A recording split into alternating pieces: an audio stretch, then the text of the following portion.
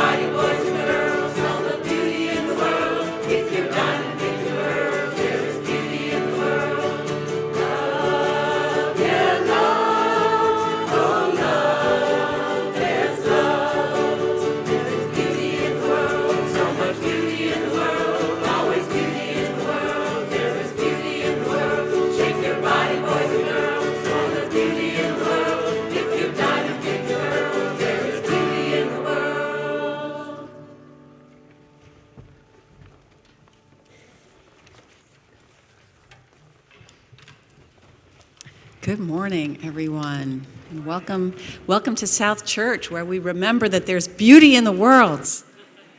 That's great. Thank you. I am Reverend Ellen Quaadgras, and I serve here in co-ministry with Kirsten Hunter, our Director of Lifespan Ministry, and together we support you in your ministries to each other and to a wider world. And I just have to say, I'm always fascinated by how people distribute themselves. The few intrepid that dared to go into this middle section, I don't know what it is, why that happens. For those of you online, there's just a lot more people on this side. I don't know, humanity. But I'm glad we're here all together, wherever it is we're sitting, if we're in the sanctuary, or if you are at home on your own couch, sitting wherever you want. It's good to be together in this shared experience, whether you are out there or in this space. A space which we acknowledge every Sunday was built on land first tended by the Abenaki and Pennacook peoples, who did not cede this land, who are still here and whose wisdom continues to offer healing even now.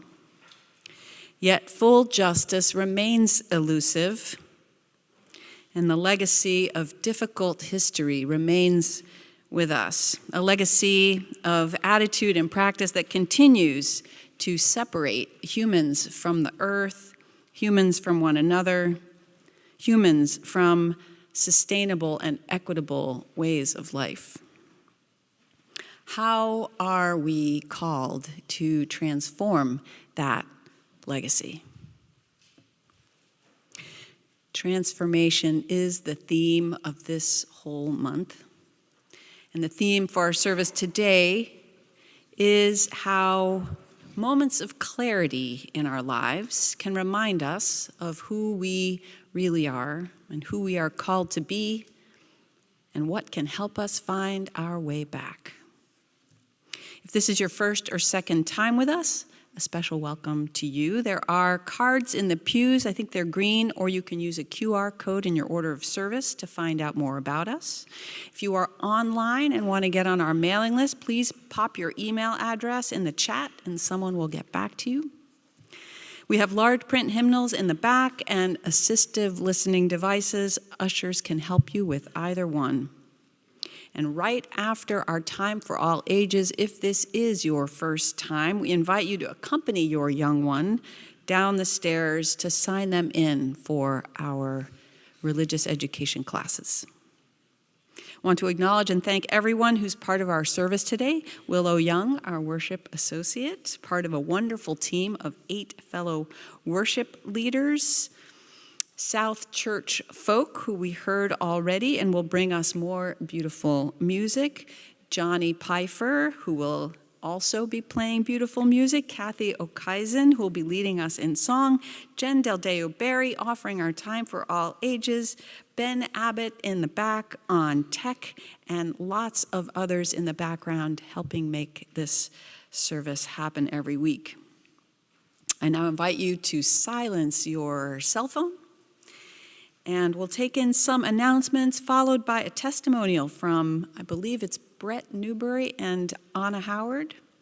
Nope, Bret Newbury is going to do a testimonial about participating as a worship associate.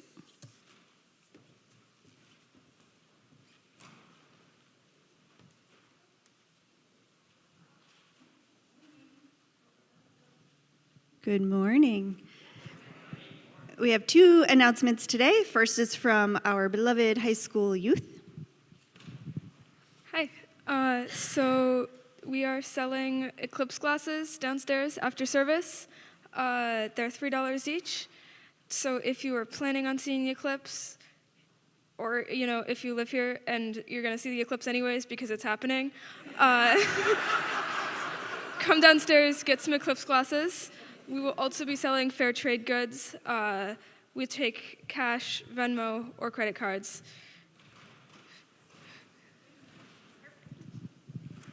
And one more announcement from Mr. Tom Barry. Thank you, Jen. Hi, everyone. My name is Tom Barry, and I'm standing in front of you today not as the annual budget campaign person.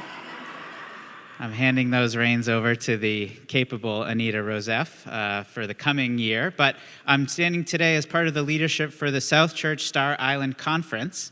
It is coming up. It is July 28th through July 31st of this year. I have a great leadership team, Deirdre McEachern and Elena Eve. So we have some youth in the program, the leadership program this year. But if you're not familiar with the Star Island South Church Conference, it's 3 days, 3 nights of community, fun, and tranquility, and a lot of other adjectives that I don't have time to go through. But we basically, a group of about 70 to 80 of us, we have an 80-person limit this year. We do share the island with another conference. But we have daily worship, we have family-friendly activities, there's always swimming and boating, including if you're adventurous, a polar bear dip at 7 in the morning. And if you're like me and you're always wondering what's for dinner this week, that's one of the beautiful things about it. You don't have to worry because they provide food for you. So we're currently at 47 registrants out of 80, so that's 59%. There is significant discounting this year if you're interested, but a little concerned about the cost. So Star Island Corporation offers 3 different types of discounts between if you're a former Pelican or employee on the island, you get a 50% discount if you haven't been to a conference since 2019, and then 25% off next year. If you're a former guest but haven't returned since the pandemic, you get a quarter off your room and board. And if you're new, there's a program called 1010 Bring a Friend. So you can kind of maybe find a previous shoaler and then hook up with them, ask them questions, and if you basically indicate that they recommended you come, you get 10% off, and so do they. So, and there's 2 more options for funding. Star Island Corporation runs a grant and scholarship program. The deadline, and this is important, is April 15th. We also, I'm really happy to announce, are formalizing our South Church Star Island Scholarship Fund. So if you're interested in seeding that fund, if you're a longtime shoaler, please come see me. And we are going to basically collaborate with Star Island for applicants to the Star Island grant will also be eligible for the South Church scholarship. We're hoping to raise about $2,500 in our first year of this formal program. That will be 2 families at 50% funding, or maybe 3 at 33% funding.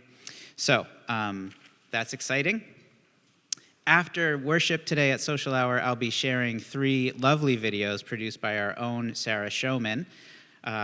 Magical place, conferences, and spirituality are those topics, and I'm happy to answer any questions. I'll be in the Piscataqua room with a nice hot black coffee in my hand, so come see me. And I think it's on to Bret.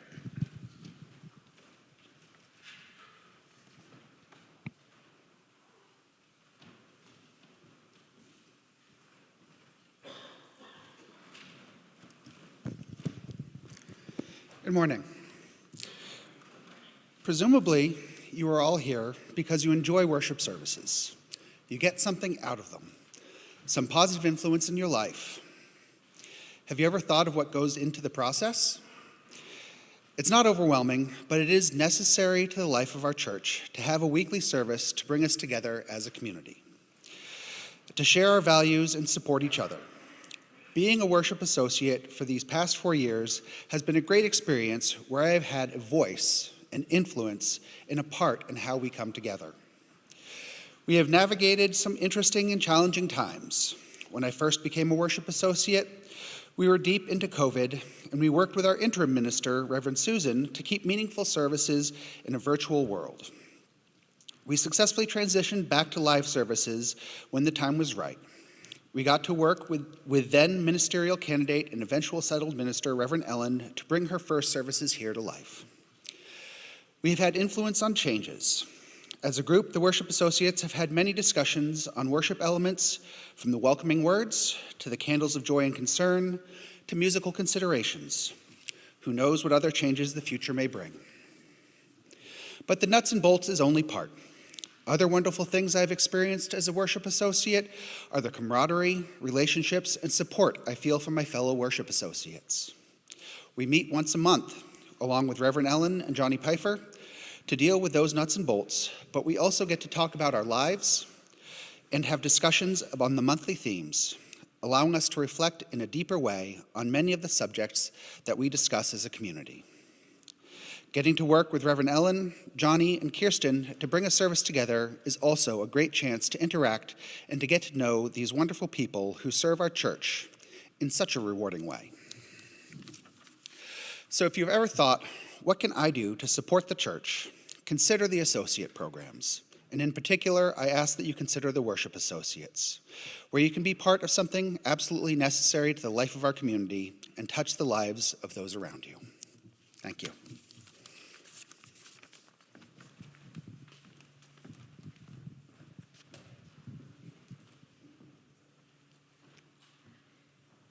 Spirit of the wind, carry me. Spirit of the wind, carry me home. Spirit of the wind, carry me home to myself. Spirit of the wind, carry me. Spirit of the wind, carry me home. Spirit of the wind, carry me home to myself.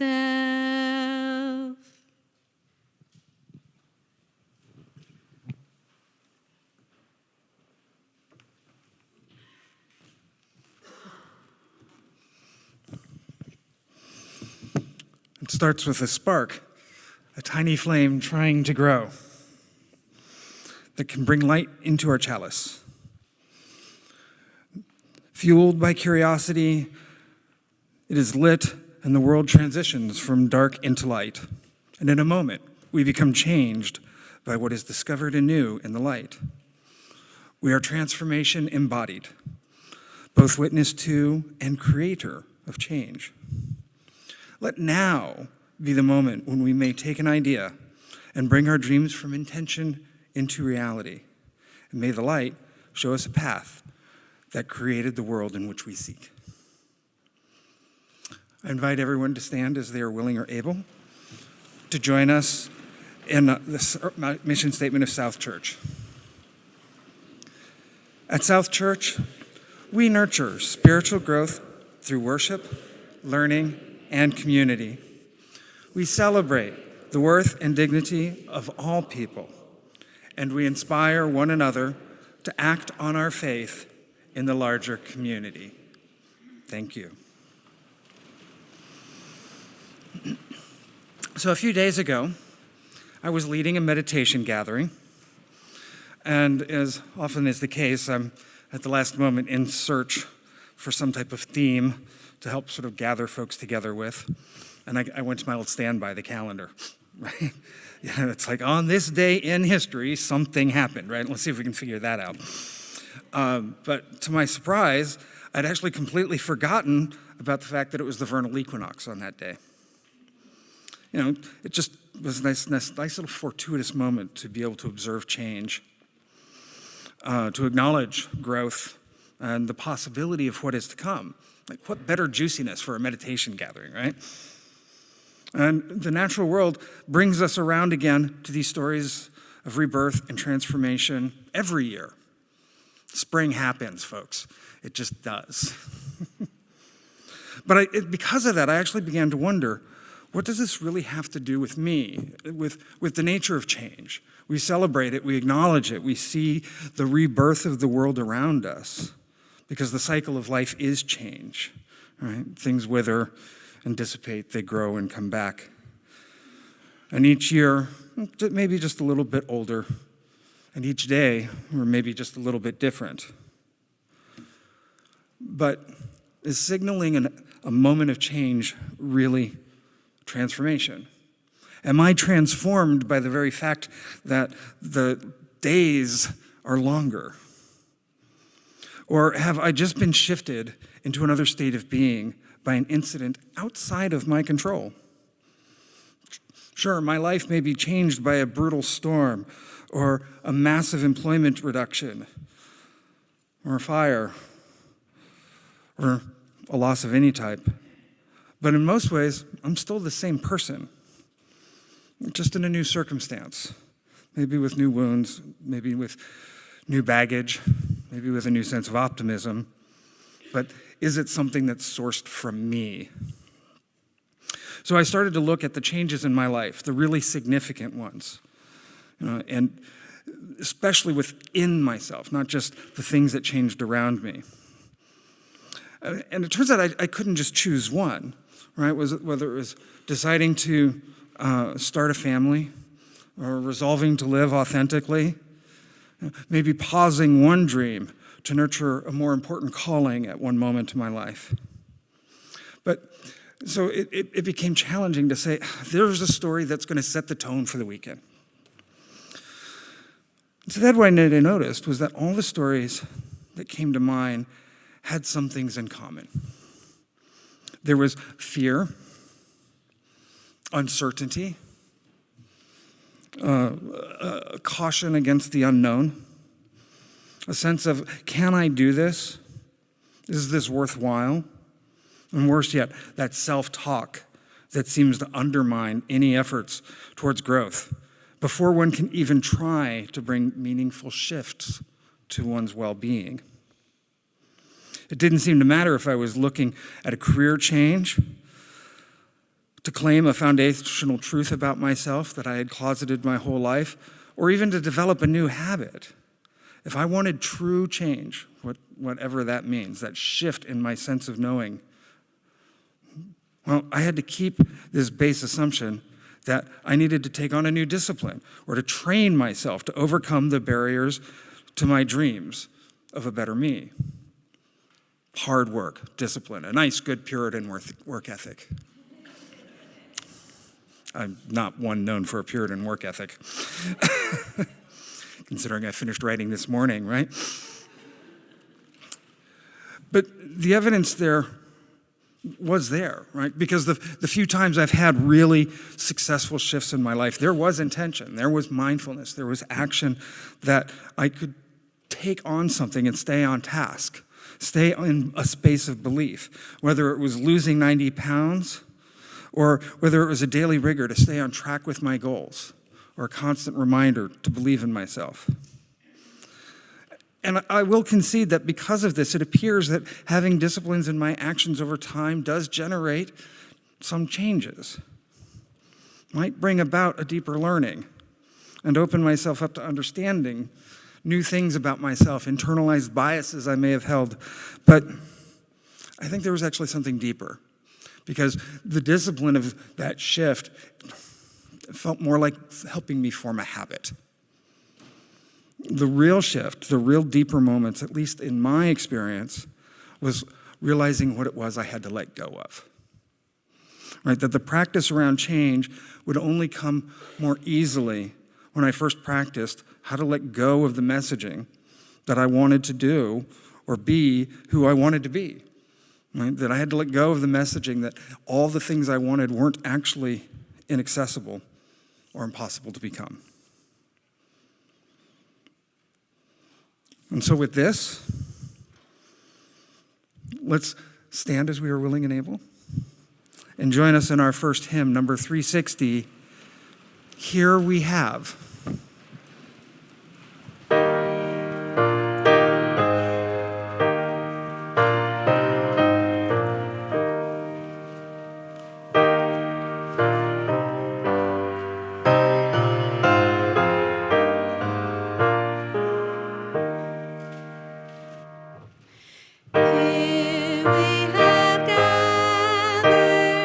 Gathered side by side,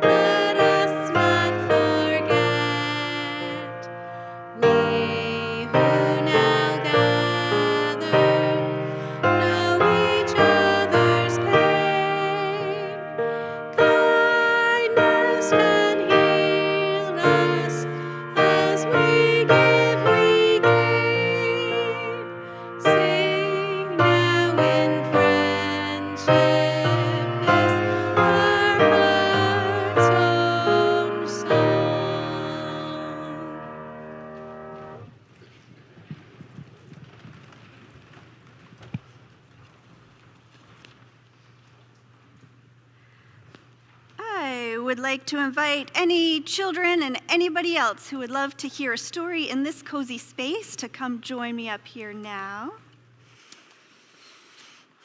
I can't wait for the one Sunday where everybody's going to come squeeze into this space. I know it's going to happen, not today, but one day it will.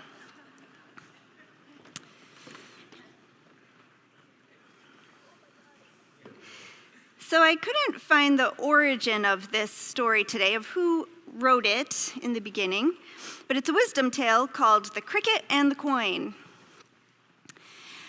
Once upon a time, there were two friends. One lived in a busy city, and the other lived in a little village in the country. And one time, the village friend was visiting the city friend in the city, and there were all kinds of sounds, like traffic and horns honking and construction and people yelling, sounds everywhere. And the two friends were out for a walk. And they were walking, and then at one point, the village friend put their hand on the city friend and said, "Do you hear that?" And the city friend said, "I hear a lot of things. What sound are you talking about?" And the village friend said, "I hear a cricket singing its cricket song." And the city friend said, "No, I don't hear that, and I don't think you're hearing it either, because there are a lot of sounds going on. There's no grass or trees or anything around here, so I really don't think there's a cricket. You must be hearing something else." And the village friend said, No, I definitely hear a cricket chirping its little heart out. And it's coming from over here." And so they went around just the corner, and in the little space between the pavement and the building, there were a couple of plants poking up. And sure enough, on the leaf of one of those plants was a little cricket sitting there chirping its little cricket song. And the city friend was like, wow. Once the city friend could see it, they could hear it too. And they said, you just must have really good hearing to pick that out from all these sounds. And the village friend said, I don't think that my hearing is exceptional. And they actually had an idea to test that out. So the village friend put their hand in their pocket and pulled out a coin. And they flicked the coin and they let it drop on the pavement. And that sound wasn't any louder than the cricket sound. But when that coin hit the pavement, several people around turned to see that coin drop because they had heard it. And the reason they heard it is because that is a sound that they were paying attention to. And the village person pays attention to crickets. So I wonder what would happen if we decided that crickets are more valuable than coins. I wonder if we all could hear crickets. Or even better, what if we could all listen to what's inside our hearts and notice those things around us? I wonder how things might transform. So now, let's go downstairs and explore a little more.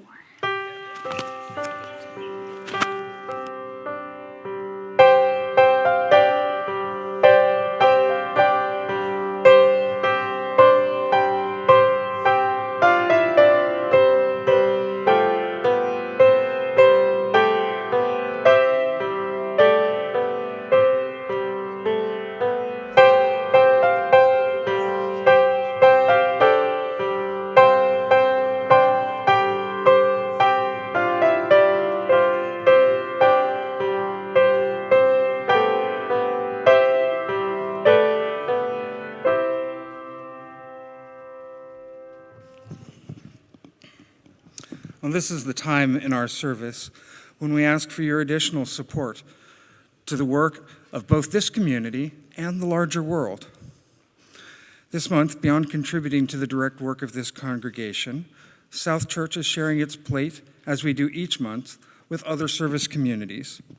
And during the month of March, our collection will be shared with the Joan G. Lovering Health Center.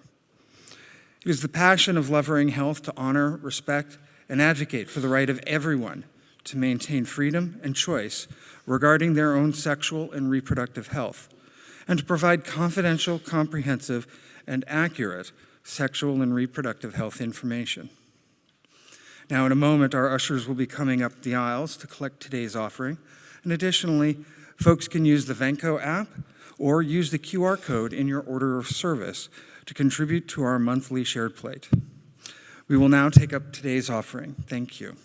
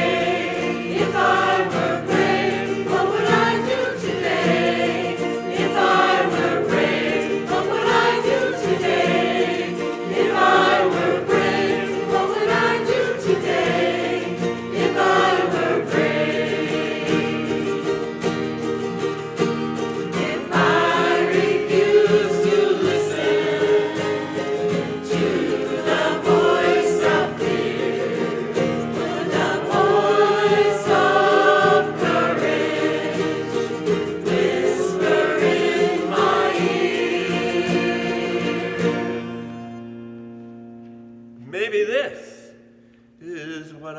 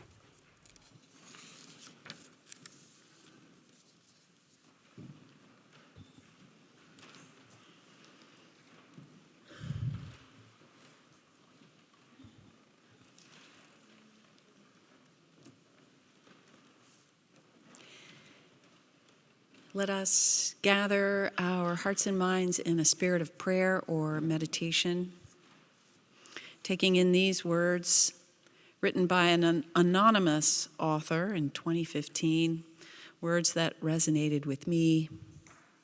Maybe they will resonate with you too. I am afraid of nearly everything, this author writes. Of darkness, hunger, war, children mutilated. But most of all, I am afraid of what I might become, reconciled to injustice, resigned to fear and despair, lulled into a life of apathy. Unchain my hope, this person writes. Make me strong. Stretch me toward what seems impossible, that I may work for what I ought to be. For what ought to be. The hungry fed. Violence ended. The suffering comforted. The peace accomplished wherever it cries in desperate need. I invite us now into a time of personal meditation or reflection. If you wish, you can use this time to light a candle, a symbol of the Spirit within and among us. Please remember, if you are going through a difficult time, Kirsten and I are available, as are your pastoral associates. If you need us or any one of them, please fill out a card in the pew or come talk to us or reach out after the service. May this time deepen and connect us to one another and to all that lives in our hearts today.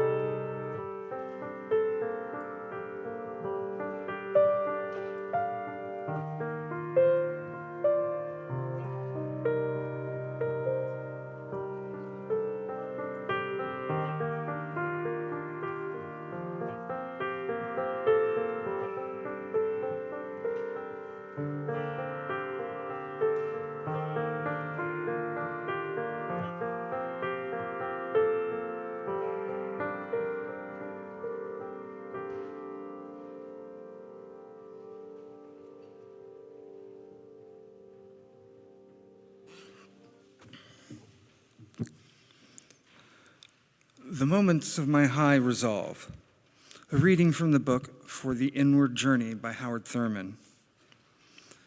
Keep fresh before me the moments of my high resolve. Despite the dullness and barrenness of the days that pass, if I search with due diligence, I can always find a deposit left by some former radiance. But I had forgotten. At the time, it was full-orbed, gorgeous, and resplendent. I was sure that I would never forget. In the moment of its fullness, I was sure that it would illuminate my path for all the rest of my journey. I'd forgotten how easy it is to forget. There was no intent to betray what seemed so sure at the time. My response was whole, clean, authentic, but little by little, there crept into my life the dust and gift of the journey. Details, lower level demands, all kinds of cross currents, nothing momentous, nothing overwhelming, nothing flagrant, just wear and tear. If there had been some direct challenge, a clear-cut issue, I would have fought to the end and beyond. But in the quietness of this place, surrounded by the all-pervading presence of God, my heart whispers, keep fresh before me the moments of my high resolve, that in fair weather or in foul, in good times or in tempests, in the days when the darkness and the foes are nameless or familiar, I may not forget that to which my life is committed. Keep fresh before me the moments of my high resolve.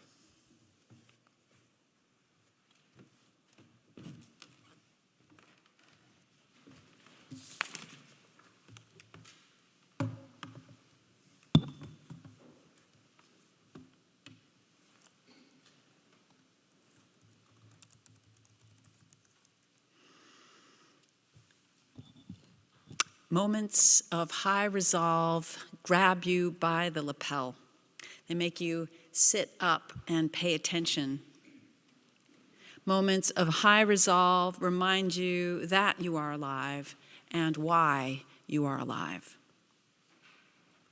Moments like when I told my dad I couldn't picture myself having kids, but I was deeply committed to being an auntie to my nieces and my nephew. I remember seeing tears in his eyes, which I assumed were pride. It wasn't until much later I wondered if they were also grief.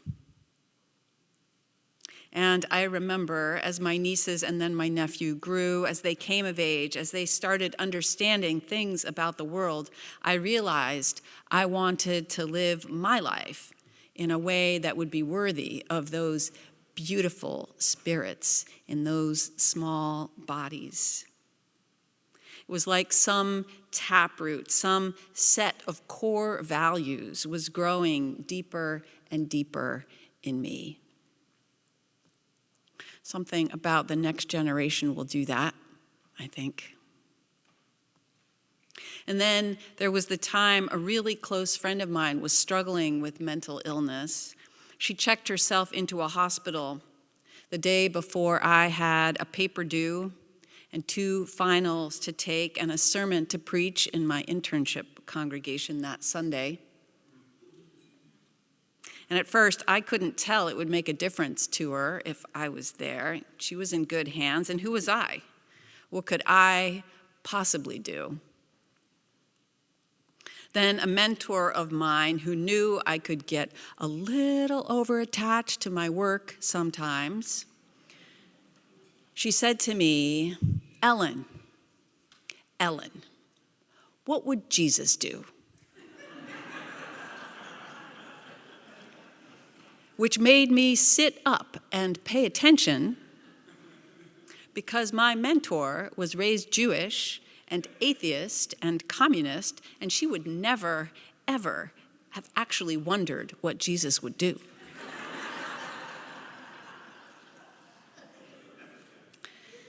But her wry comment got my attention. And while I have no recollection of that sermon or that paper or those exams, what I do remember, clear as a bell, was walking on the grounds of that place, arm in arm with my friend, a friend with whom I am not really in the habit of walking arm in arm, but something about the depth of that moment, the truth of it, the intensity of it. There we were, walking arm in arm across the lawn with my heart humming. And I could tell it made a difference to her that I was there, and it made a difference to me. What would Jesus do? What would I do more and more consistently if I knew it really mattered to other people? If I knew I mattered? Keep before me moments of my high resolve. You've had moments like this, I suspect, when your children or grandchildren or nieces or nephews or some young person was born, when you knew what you needed to do with a family member or friend who was in need, or when something was going on in the world that cried out for your attention and you knew, really knew, it was up to you to take action, get involved, to do something, and you did.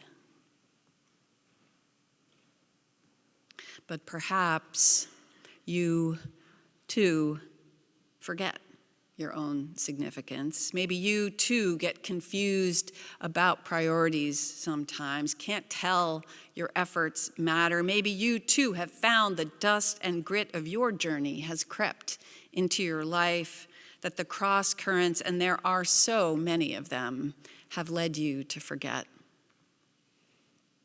But maybe you, too, hear your heart whisper, keep fresh before me the moments of my high resolve. May I not forget the high calling to which my life is committed. Keep fresh before me those moments of high resolve. We happen to be nearing the end of the Christian season of Lent, a time that echoes a moment of high resolve for that Jewish, communist-leaning figure Jesus, whose modeling we sometimes might and sometimes might not follow. A moment that led to a ministry that changed everything for him and for so many people around him and who came after him. We don't know much about what prompted Jesus to seek out this moment. We just know that he did. We know he sought out a locust-eating, hair shirt-wearing wilderness preacher named John, and that he requested a baptism, a blessing, a spiritual soul cleansing. And what he received was a call. Christian scriptures recount that Jesus emerged from the waters of that icy stream feeling something, knowing something, experiencing something. A high moment, you might say. Remembering perhaps something he once knew but had long since forgotten. In that deep breath of emergence from those waters, he felt, these scriptures tell us, a spirit descend, a voice call to him, words spoken that went something like this: "You are loved. You are mine. I am so pleased with you." Words he ascribed to the most profound and powerful spirit in the universe, who he called Abba, Father, who he called God. There's a moment that will grab you by the lapel and get you to sit up and pay attention. Imagine if you saw that, heard that, felt that. Whether or not you called that profound presence God or something else, what if you suddenly knew deep inside just how loved you might be? If you suddenly realize with your whole being you are significant, a child of the universe, here for a reason, even if you don't always know exactly what that reason is. Imagine if you suddenly understood with every cell in your body that you are good, trusted, that great faith has been placed in you. What would you do then? Well, here's what Jesus did. He went into the desert. Apparently, that same Spirit that raised him up into these glorious, resplendent heights then drove him immediately into the least glamorous circumstances you could find. The desert, scorching heat during the day, bitter cold at night, no food, little water, just about the dustiest, grittiest place there is. And he was there, the Bible says, for 40 days, 40 nights, 6 weeks, a long time. By the end, he was hungry and, I imagine, weak and tired, which is exactly when he gets a visit from the devil, Satan, the tempter, the convincer, the rationalizer, the leader away from high aspirations. And while, as you use, we may not believe in a being with horns and a tail, I suspect you too may have some experience with this kind of voice in your head or in your life. I know I do.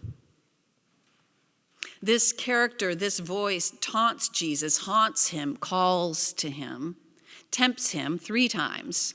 Those of you raised Christian will be familiar with some of this.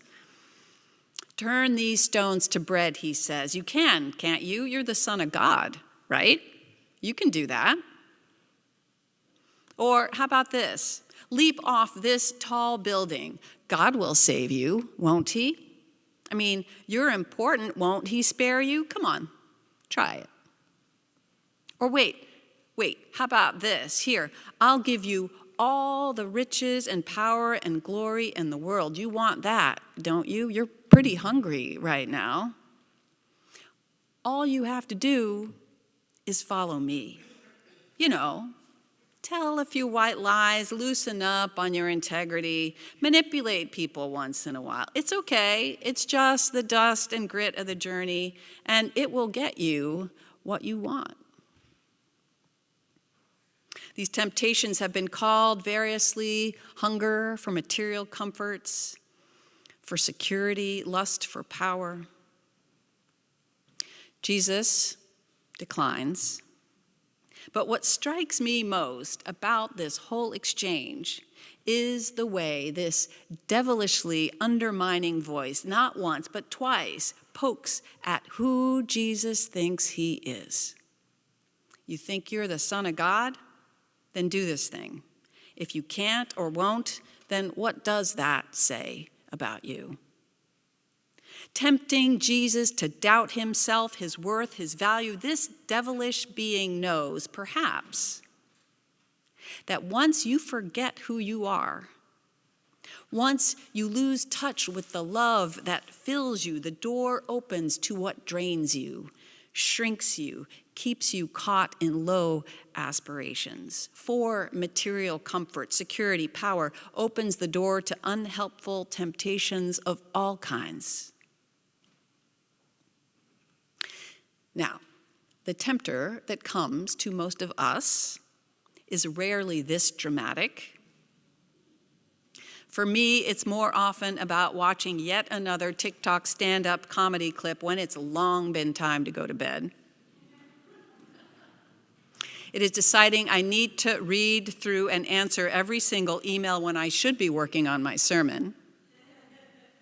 It is losing track of what's happening in the world because I just can't bear to face it anymore.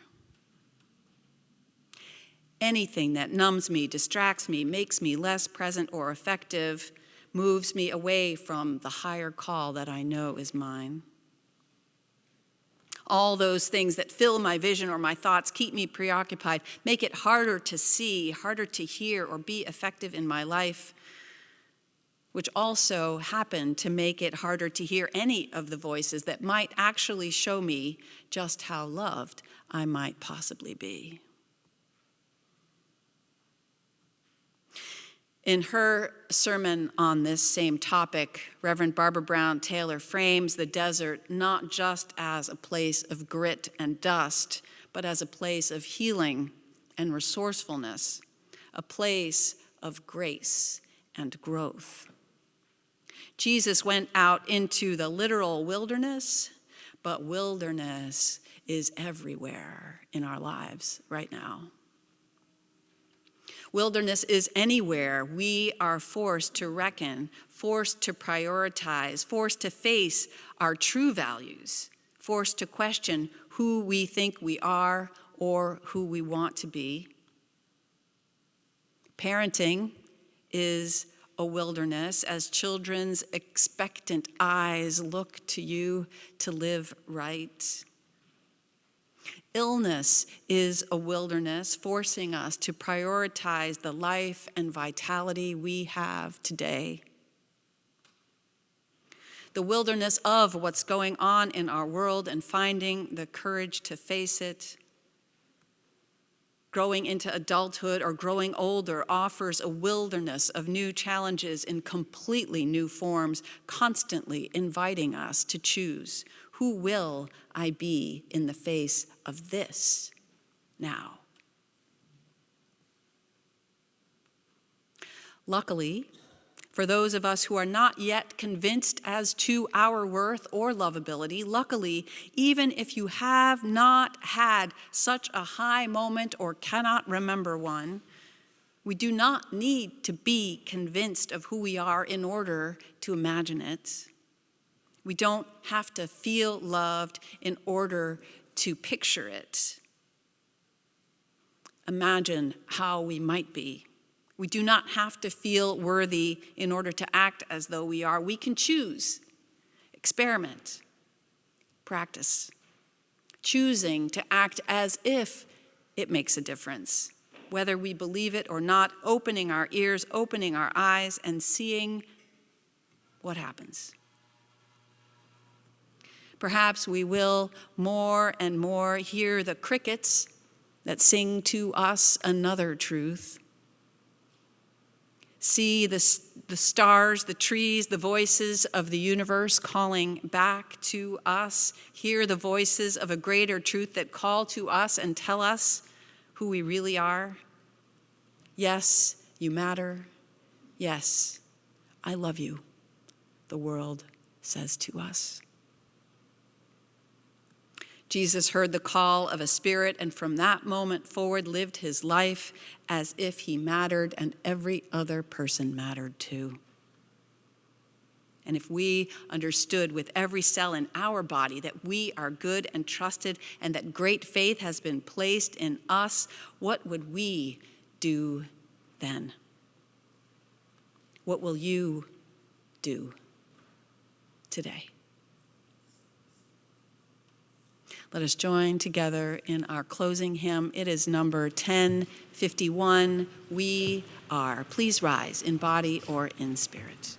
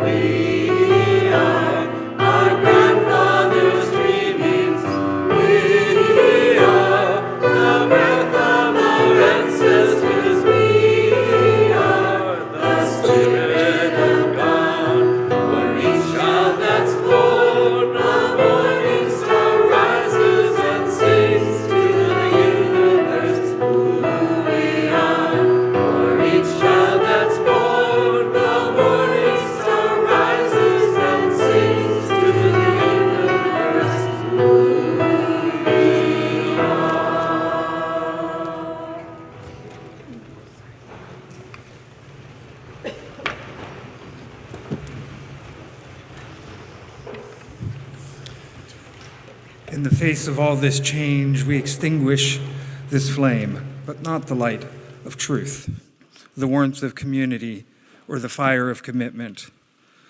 These we carry in our hearts, holding full and bright until we are together again.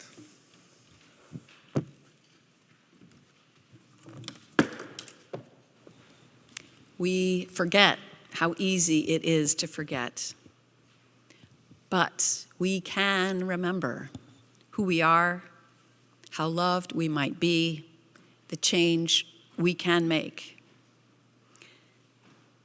Siblings of mercy and lovers of life, seekers of truth and makers of peace, we are the Spirit of God.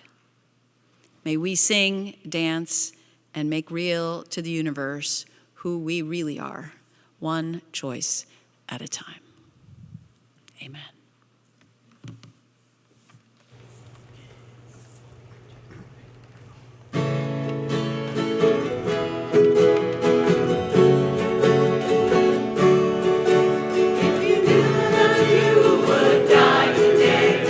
Saw the face of God and love, would you change? Would you change? If you knew that love can